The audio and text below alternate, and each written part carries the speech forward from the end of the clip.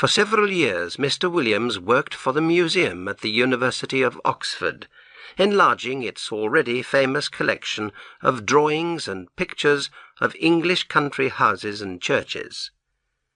It is hard to imagine anything less alarming than collecting pictures of houses and churches, but Mr. Williams found that even this peaceful work had its unexpected dark corners. He bought many pictures for the museum from the London shop of Mr. J. W. Britnell. Twice a year Mr. Britnell sent a list of pictures to all his regular customers, who could then choose which pictures they wanted to look at before deciding whether to buy. In February 1895, Mr. Williams received a list from Mr. Britnell with the following letter. Dear Sir, I think you might be interested in picture number 978 in our list, which I will be happy to send to you if you wish. J. W. Britnell. Mr. Williams turned to number 978 in the list and found the following note. Number 978, artist unknown, picture of an English country house, early 19th century, 25 centimetres by 40 centimetres, £20. It did not sound very interesting, and the price seemed high. However, Mr. Williams added it to the pictures that he asked Mr. Britnell to send to him. The pictures arrived at the museum one Saturday afternoon, just after Mr. Williams had left. They were brought round to his rooms in college so that he could look at them over the weekend. Mr. Williams found them on his table when he and his friend Mr. Binks came in to have tea. Picture number 978 showed the front of quite a large country house. It had 3 rows of windows, with the door in the middle of the bottom row. There were trees on both sides of the house, and a large lawn in front of it. The letters AWF were written in the corner of the picture. Mr. Williams thought that it was not very well done, probably the work of an amateur artist, and he could not understand why Mr. Britnell thought it was worth £20. He turned it over and saw that there was a piece of paper on the back with part of a name on it.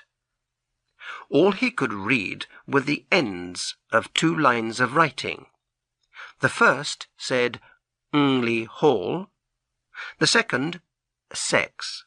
Mr. Williams thought that it would be interesting to see if he could find the name of the house in one of his guidebooks before sending the picture back on Monday morning. Meanwhile, he put the picture on the table, lit the lamp, because it was now getting dark, and made the tea. While they were having tea, his friend picked up the picture, looked at it, and said, "Where's this house, Williams?" "That's just what I was going to find out," said Williams, taking a book from the shelf. "If you look at the back, you'll see it's something Hall in either Essex or Sussex. Half the name's missing, you see. I don't suppose you recognise the house, do you?" "No, I don't," said Mr. Binks. "It's from Britnell, I suppose, isn't it? Is it for the museum?" "Well, I would buy it if the price was £2, replied Mr. Williams, "but for some reason he wants £20 for it. I can't think why. It's not a very good picture, and there aren't even any figures in it to make it more interesting." "I agree it's not worth £20, said Binks, "but I don't think it's too bad.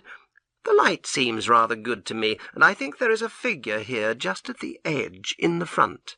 "Let me see," said Williams. "Well, it's true the light is quite well done. Where's the figure?" "Oh, yes, just the head in the very front of the picture." And indeed there was, right on the edge of the picture, just the head of a man or a woman who was looking towards the house. Williams had not noticed it before. "Still," he said, "though it's better than I thought at first, I can't spend £20 of the museum's money on a picture of a house I don't even know." Mr. Binks, who had some work to finish, soon left, and Mr. Williams spent the time before dinner trying to find the name of the house in his guidebooks. "If I knew the letter before the Ingley," he said to himself, "it would be easy enough. But there are many more names ending in Ingley than I thought." Dinner in Mr. Williams' College was at 7 o'clock, and afterwards a few of his friends came back to his rooms to play cards. During a pause in the game, Mr. Williams picked up the picture from the table without looking at it, and passed it to a man named Garwood, who was interested in pictures. Garwood looked at it and said, "This is really a very fine picture, you know, Williams. The light is very well done, in my opinion, and though the figure is rather unpleasant, it is quite interesting." "Yes, isn't it?" said Williams, who was too busy giving drinks to his guests to look at the picture again. When his visitors had gone, Williams had to finish writing a letter, so it was after midnight before he was ready to go to bed. The picture lay face upwards on the table where Garwood had left it, and as Williams was putting out the lamp, he saw it. For a moment he was too surprised to move. Then he slowly picked up the picture and stared at it in horror. In the middle of the lawn, in front of the unknown house, there was a figure where there had been no figure earlier. It was crawling on hands and knees towards the house, and it was covered in a strange black garment with a white cross on the back. After a second or two, Mr. Williams took the picture by one corner and carried it to an empty room. There he locked it, face downwards, in a cupboard, then closed and locked the door of the empty room. He went back to his own room and locked the door behind him. Before going to bed, he sat down and wrote a note describing in detail the extraordinary change in the picture since he had received it. He was glad to remember that Mr. Garwood, who had looked at the picture earlier in the evening, had also seen a rather unpleasant figure. He decided that in the morning he must ask someone to look carefully at the picture with him, and he must try very hard to discover the name of the house. He would ask his neighbour, Mr. Nisbet, to have breakfast with him. Then he would spend the morning looking for the house in his guidebooks. Mr. Nisbet arrived at 9 o'clock, and the two men sat down to breakfast. When they had finished, Mr. Williams, feeling both nervous and excited, hurried to the empty room. He unlocked the cupboard, took out the picture, still face downwards, and, without looking at it, went back to his own room and put it into Nisbet's hands. "Now, Nisbet," he said, "I want you to tell me what you see in that picture. Describe it, please, in detail. I'll tell you why afterwards." "Well," said Nisbet, "I have here a picture of an English country house by moonlight." "Moonlight? Are you sure?" "Oh, yes. The moon is shown quite clearly, and there are clouds in the sky." "All right. Go on." "But I'm sure," added Williams quietly, "that there was no moon when I first saw it." "Well, there's not much more I can say," Nisbet continued. "The house has 3 rows of windows, 5 in each row, except at the bottom, where there's a door instead of the middle one, and—" "But what about figures?" said Williams, with great interest. "Figures?" replied Nisbet. "There aren't any." "What? No figure on the grass in front?" "No, not a thing." "Are you sure?" "Of course I am. But there's one other thing." "What's that?" "One of the windows on the ground floor, on the left of the door, is open." "Is it really? Oh dear, I suppose he's got into the house," said Williams with great excitement. He hurried across to where Nisbet was sitting, and, taking the picture from him, saw for himself. It was quite true. There was no figure on the lawn, and there was the open window. For a moment Williams was too surprised to speak. Then he sat down at his desk and wrote for a few minutes. When he had finished, he brought 2 papers across to Nisbet. He asked him to sign the first one, which was Nisbet's own description of the picture, then to read the other one, which was the note Williams had written the night before. "What can it all mean?" asked Nisbet. "That's what I must find out," said Williams. "Now there are 3 things I must do. First, I must ask Garwood exactly what he saw when he looked at the picture last night. Then I must have the picture photographed before it goes any further. And thirdly, I must find out where this house is." "I can take the photograph for you myself," said Nisbet. "But you know, I think we are seeing something terrible happening here. The question is, has it already happened, or is it going to happen? You really must find out where this house is." He looked at the picture again and shook his head. "I think you're right, you know. He has got in. I'm sure there will be some trouble in that house." "I'll tell you what I'll do," said Williams. "I'll show the picture to old Dr. Green. He grew up in Essex, and he often goes to Sussex to see his brother who lives there. He's been going there for years. He must know both places quite well." "That's a very good idea," agreed Nisbet. "But I think I heard Green say that he was going away this weekend." "You're right," said Williams. "I remember now. He's gone to Brighton for the weekend. I'll leave a note asking him to see me as soon as he returns. Meanwhile, you take the picture and photograph it, and I'll see Garwood and ask him what he saw when he looked at it last night." He paused. "You know," he added, "I don't think £20 is too much to ask for this picture after all." In a short time Williams returned to his room, bringing Mr. Garwood with him. Mr. Garwood said that when he had looked at the picture, the figure was just starting to crawl across the lawn. He remembered that it was wearing a black garment with something white on the back. He was not sure if it was a cross. While he was writing this down, Mr. Nisbet returned and said that he had photographed the picture. "What are you going to do now, Williams?" asked Mr. Garwood. "Are you going to sit and watch the picture all day?" "No, I don't think we need to do that," replied Williams. "You see, there has been plenty of time since I looked at it last night for the creature in the picture to finish what he wants to do, but he has only gone into the house. The window is open, and he must still be in there. I think he wants us to see what happens next. Anyway, I don't think the picture will change much during the day. I suggest that we all go for a walk after lunch and come back here for tea. I'll leave the picture on my table and lock the door. My servant has a key and can get in if he wants to, but nobody else can." The others agreed that this was a good plan. They also wanted to avoid talking to anyone about this extraordinary picture, knowing what excitement and argument it would cause. At about 5 o'clock they came back to Mr. Williams' rooms for tea. When they entered the room, they were surprised to find Mr. Filcher, the servant, sitting in Mr. Williams' armchair and staring in horror at the picture on the table.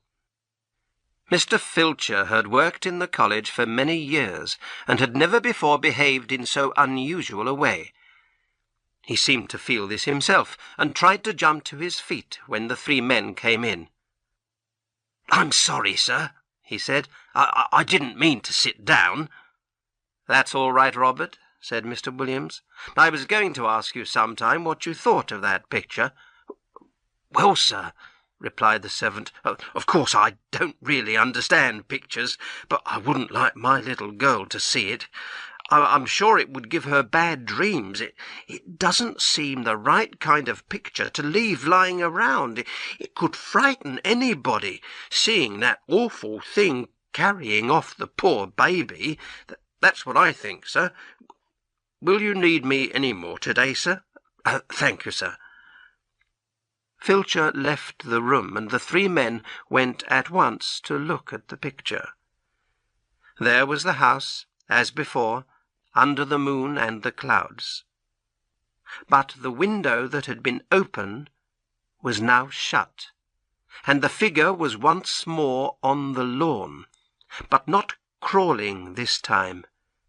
Now it was walking with long steps towards the front of the picture. The moon was behind it, and the black material of its garment nearly covered its face.